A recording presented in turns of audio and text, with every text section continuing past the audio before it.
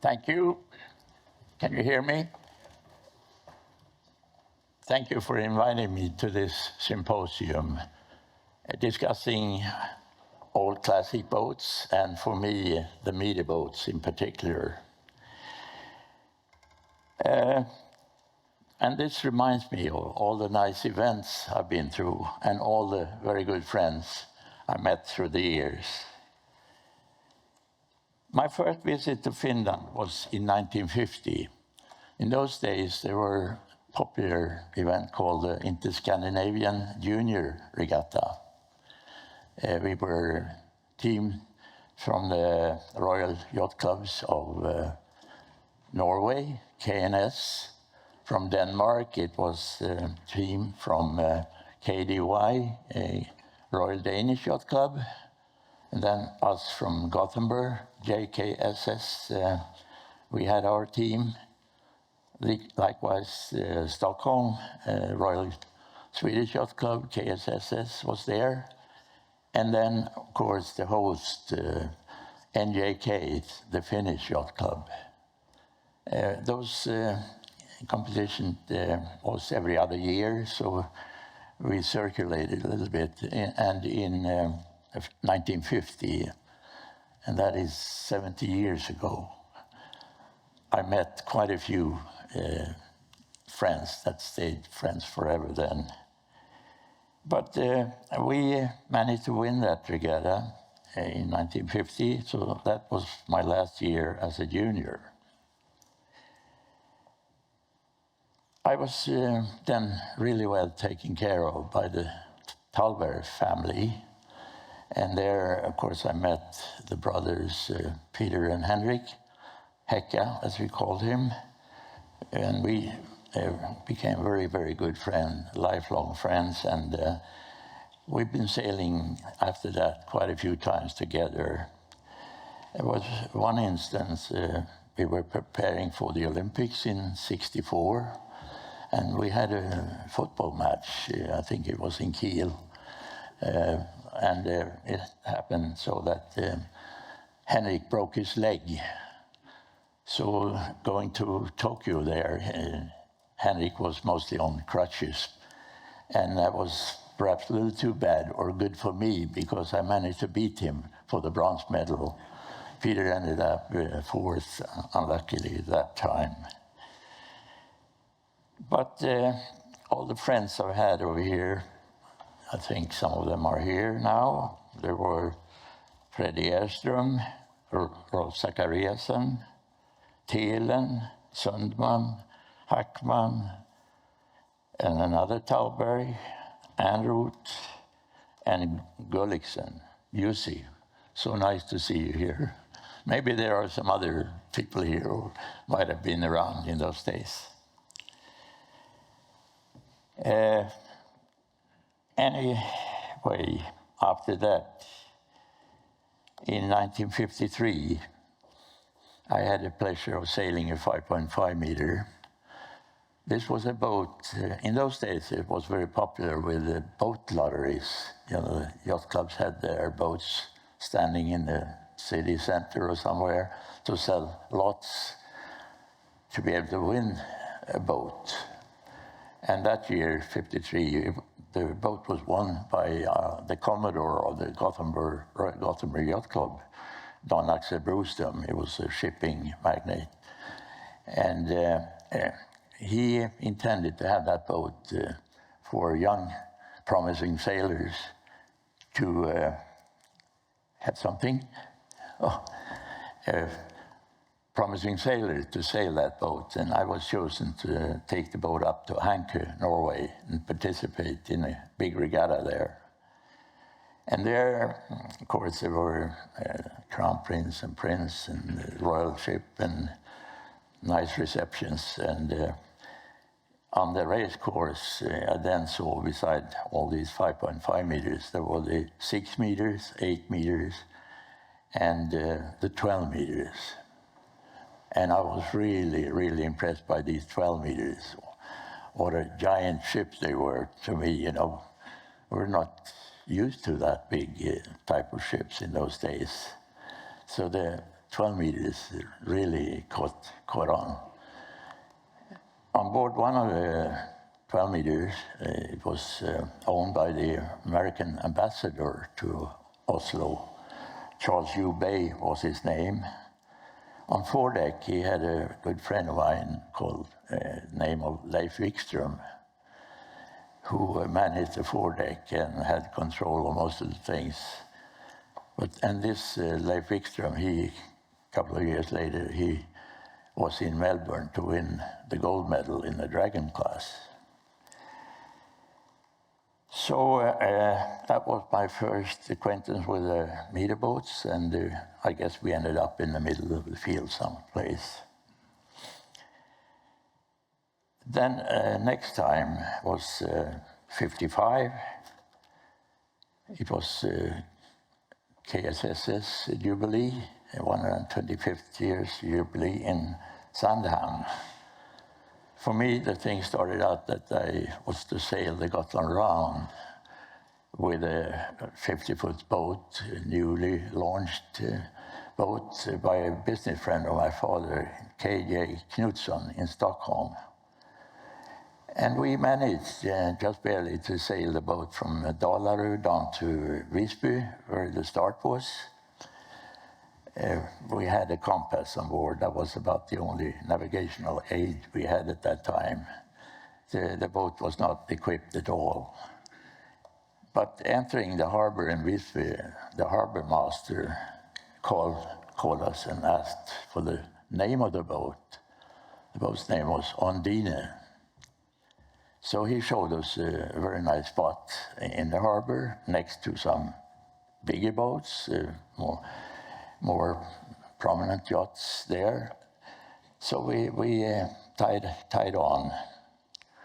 A few hours later, there was a bigger American boat approaching the harbor. Harbor master asked the name of the boat. It's Ondine, they said.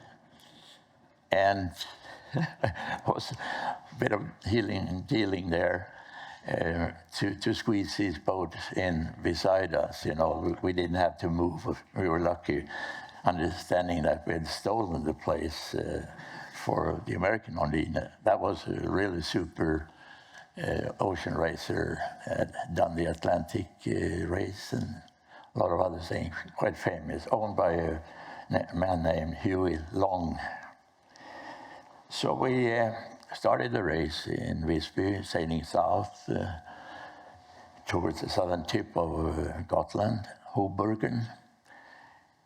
And while there, sometimes we tossed a little piece of paper in the front of the boat, you know, and time for the piece of paper to end up at the rear of the boat to clock that and judge the speed we had on the boat. So it was very primitive. Rounding Hoburgen, we went north, had a very rough night there, I remember, and the boat was swinging back and forth, and the compass likewise. But in the morning, there she was, the lightship, Svenska Björn, that we had to round. So we were just lucky, I think, or we had sort of compromised this swing here and there to just hit that light ship and then into Sandhamn.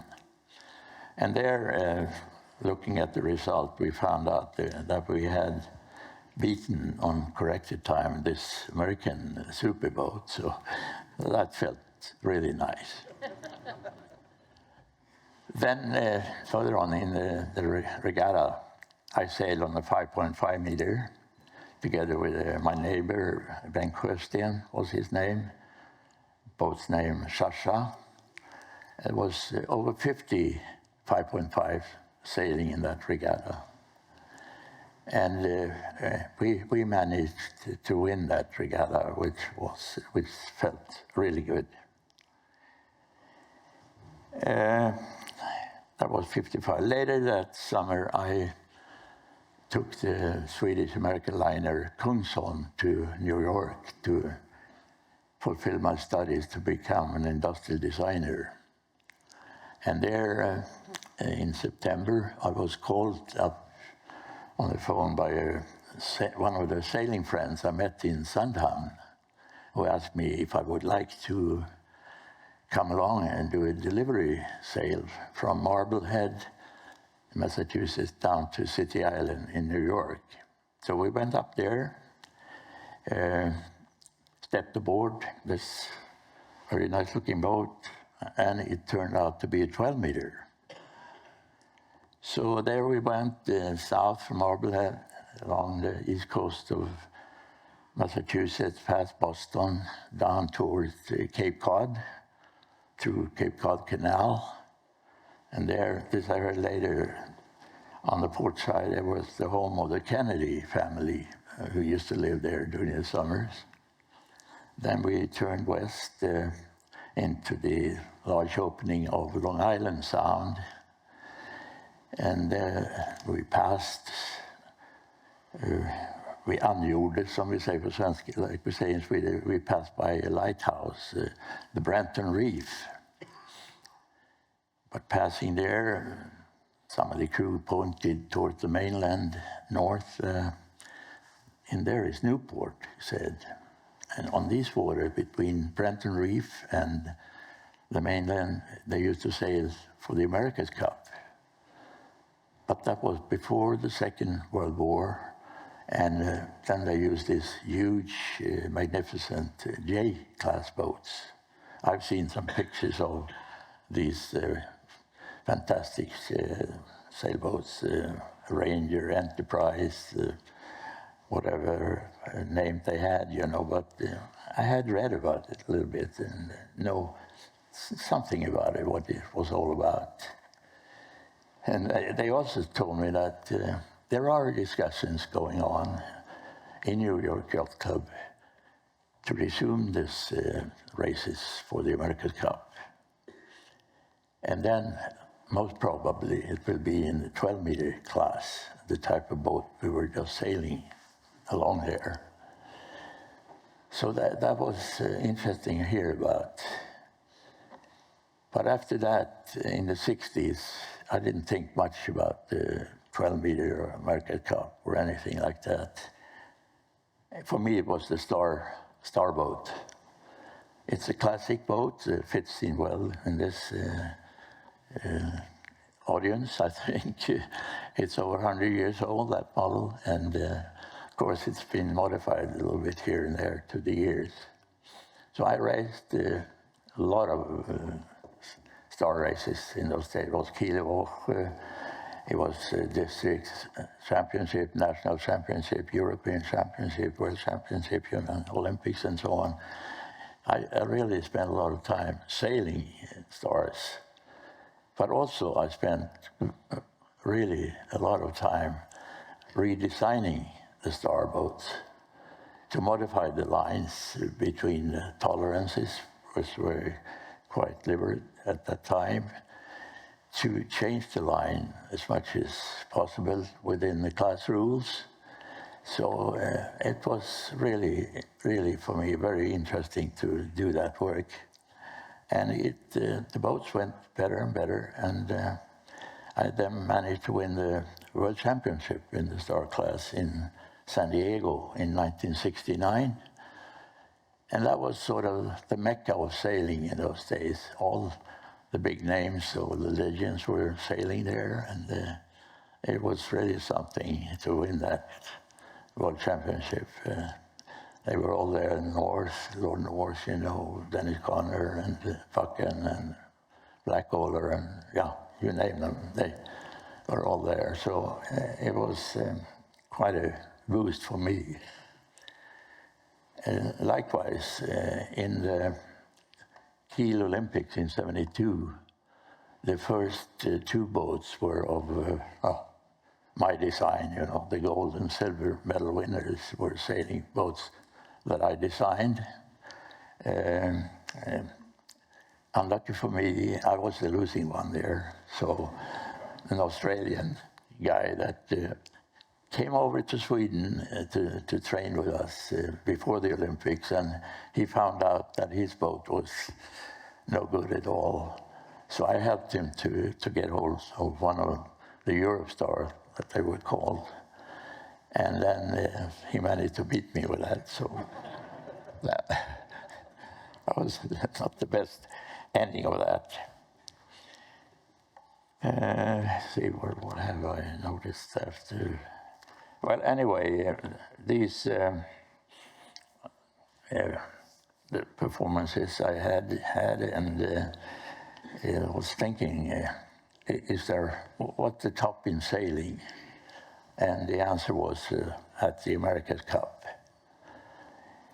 So I guess my self-confidence was really at its peak then. So I managed, together with my partners and very good friends, Stella Westerdal and Lars Wiklund, to start thinking about a challenge for the America's Cup. So we started working in 73, 74 to put something together, and we had enormous help by many of the big Swedish industrial companies and banks and so on to help us to raise the money to do this. So in 55, I went over to the New York Yacht Club and presented the whole challenge to the Commodore there. So then things were on. The same year, 55, I went to Newport, California, Newport Beach, California, to meet a guy named Bill Ficker. He was an old star world champion, met before, and he was in charge of a boat, Columbia. She was sitting there at the dock, and I looked through the boat and went through the inventories they had and so on. So we decided to buy that boat, Columbia. Bill Ficker, as a matter of fact, he was the helmsman on board Columbia in 58 when they defended the cup. So the boat was shipped to Sweden, to Helsingør. We put the mast up and started sailing the boat north towards Göteborg. We were unlucky with the weather. It was blowing much too much for a 12 meter, so the water came in all the time. We were with buckets trying to get the boat dry to sail, but we had to give up outside Varberg, you know. We had to go in there one way or the other. Luckily, I'd been to that harbor before. It's a lot of stone walls there that you had to cruise in between. A new engine on the boat, of course, and well, we managed to unhurt, without hurting the boat, to get into the harbor. And you know, the first time you try to head up to wind, into the wind with a boat over 20 tons heavy, it's a little hard to judge, you know, how far away from the stony walls you had to start this coming up. But luckily we managed so that the boat wasn't hurt. But that was quite an adventure. So we started training with that boat in Årstrand and Kullavik at the same time as I was working on the design of the boat. I did a lot of research and I got hold of the measurement certificate, for instance, for a former winner of the Cup, Constellation, that I studied carefully. Also, we made several test models to be tested in the ship's testing tank in Göteborg at Chalmers, and found out this and that. So we decided to start to build the boat. That was launched in 1966 with the presence of the king. The queen was there, and she christened the boat for us to Sverige. So then we went on with the two-boat training until the spring, when we had to ship the two boats over to Newport. In I think it was June '77, the two boats arrived in Newport. In the meantime, I'd also, to test the shape of the boat, I made I call it a half model of a 12-meter, a 6-meter design that I worked on, and it just happened to be a World Cup race in Marstrand in July, August that year. So I managed to win that World Championship, and then I felt good, you know. I thought, I'm probably on the right track with the shape of the boat. So we went over there to Newport. We had a fantastic setup, an organization that was out of this world, you know. The way we lived, you know, it was a big mansion at the inlet to the Newport, to harbor the city, the naval base they had in there. There was a lot of traffic in this little sound, you know. So we were living on one side. It was a house owned by Mrs. Auchincloss. She was the mother of Jackie Kennedy. So that was a house that John and Jackie had lived in during the summer many times. So, you know, knowing that you occupied the bedroom where John and Jackie were sleeping, and the desk, he had signed all these big contracts or whatever important things he had to do, but that felt good. On top of that, we had two master chefs, you know, Leif Mannerström and Christer Svantesson. They were our kitchen guys, doing the food, you know, very well. So it was fantastic. We had a big lawn, you know, down to the water where we had our exercises and things. And many days, you know, these big naval ships passed by there. So I guess we had our families with our kids or wives. They went down there to lower the flag to say hello to these majestic cruising ships. And they had to see a little guy, sailor, climbing up all the stairs to answer our greetings to them. We had a lot of fun. And we had small boats traveling across the Sound, because on the other side, at Fort Weatherill, there was an old submarine base where we had our two boats with a nice workshop and sail loft and all that. So we had a fantastic setup there in Newport in '77. Then there came the racing, and we managed to beat the French Baron Vic's boat, France, in the semifinals. So we were up against Australia in the Challengers final. It didn't go all that well. We were beaten, clearly. No excuse. So that was that year. Then between '77 and 1980, I did a lot of match racing, you know, often against all these other American Cup involved sailors. I managed to win the Liberty Cup. That was in New York in '78 against, you know, Ted Turner, Gary Jobson, whatever. I had also the British, Harry Cudmore, for instance, and other British American Cup sailors. So that was a good thing too. In '89, I went to Seattle for the 6-meter World Cup in Seattle, and there was also these guys there, Ted Turner, Gary Jobson, Blackwater, Malin Burnham, and a lot of other American Cup sailors sailing in Seattle. There was at one instant, you know, I was protested by Ted Turner. He claimed that we were sailing 6 meters the wrong way, you know. We were mini hiking, you know, like you do on the Star or Soling or so on. hiking outside the boat.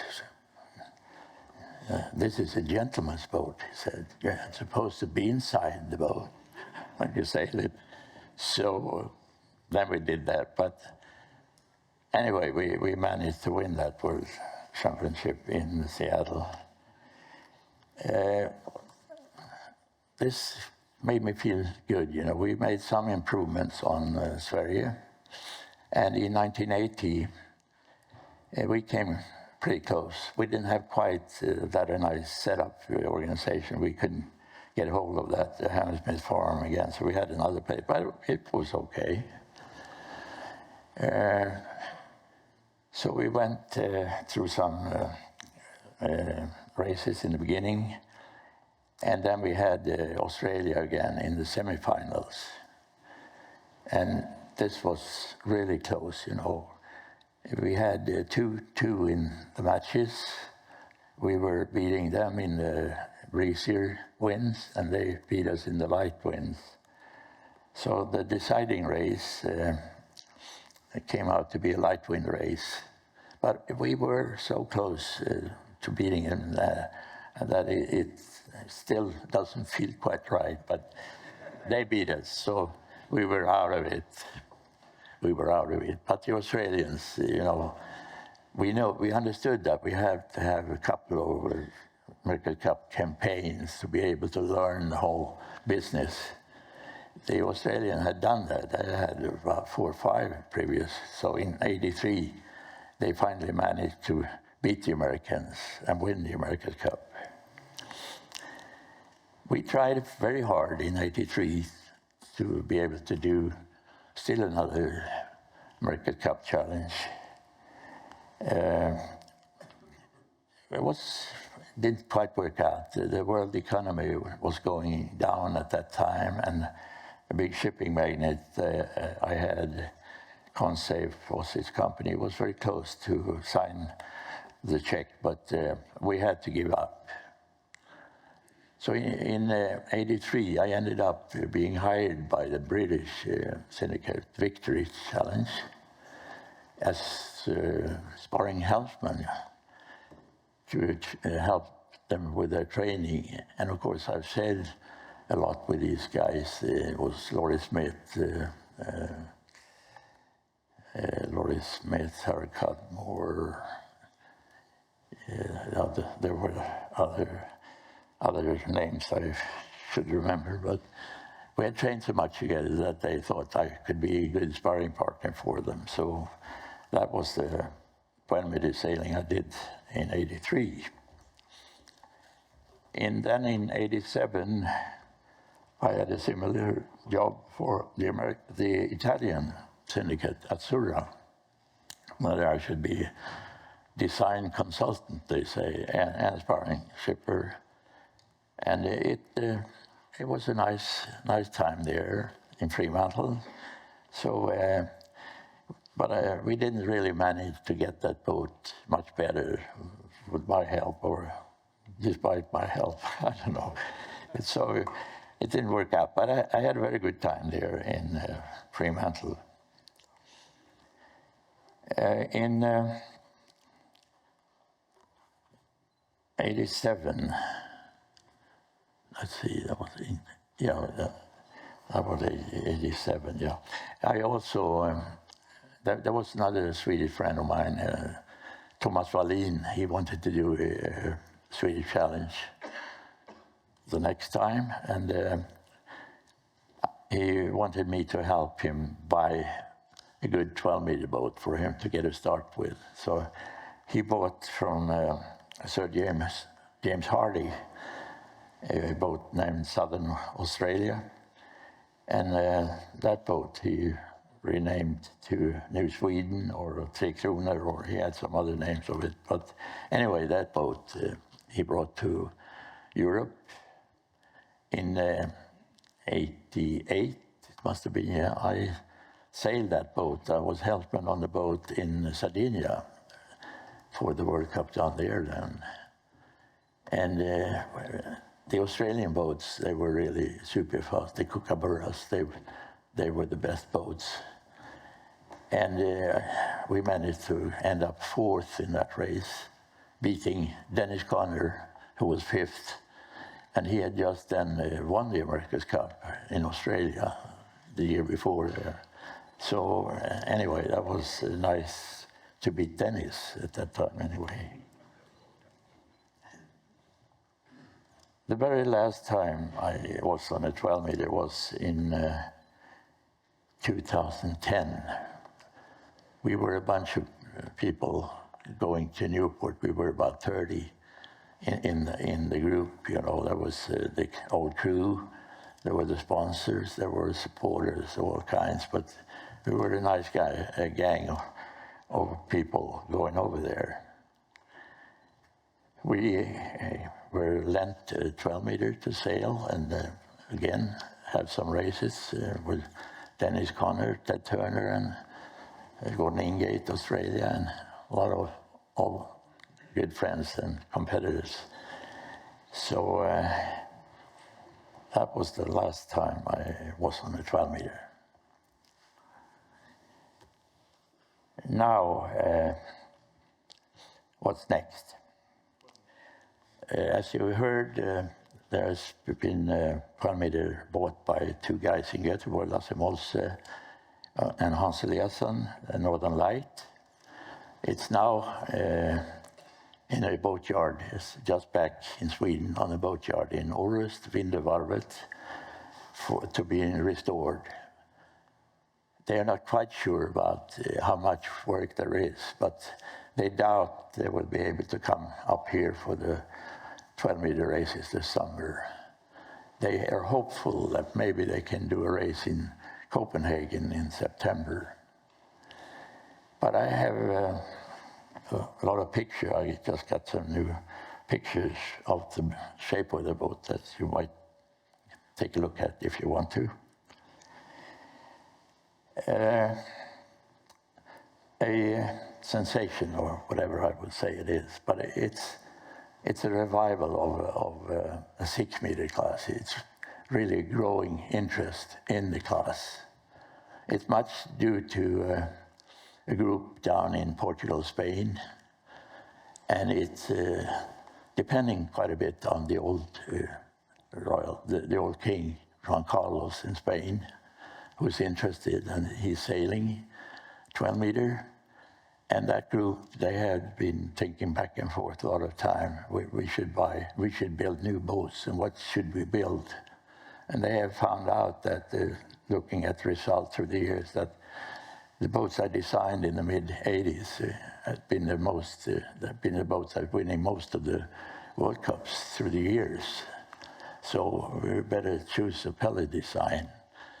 So that discussion, it's not quite over yet, but the thing is, just this week, I ended a deal with a boat builder in Dubai who I sent my drawings to, and he's now starting to build 2 new 6 meters.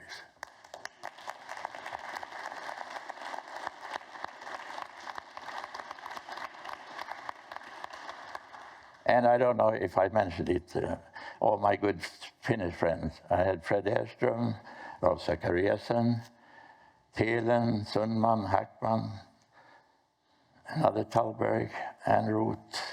Yeah, there were many others. It's been so nice to knowing all of you, and I like Finland quite a lot. Thank you. We'll have a couple of questions for you.